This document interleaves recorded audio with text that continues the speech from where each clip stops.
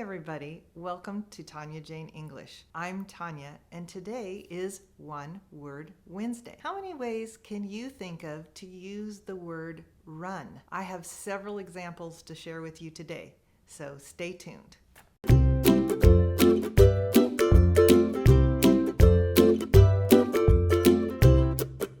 The word run is probably one of the first verbs you learned in English, but it has so many different meanings that sometimes it can be confusing.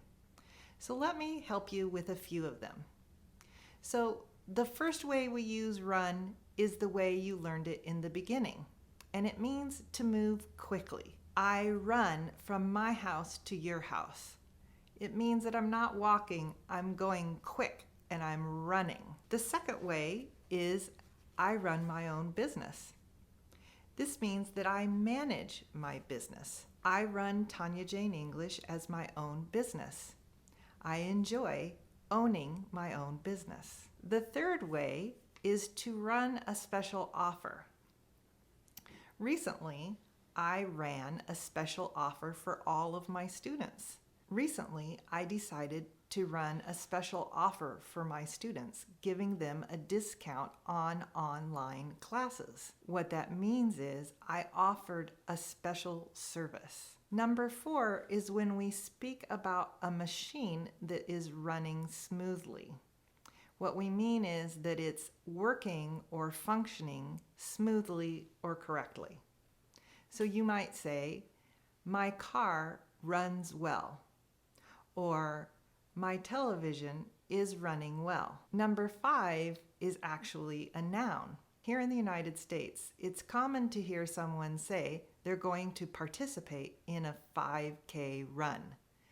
This is an event in which they're going to run or walk for 5 kilometers. It's a 5K run.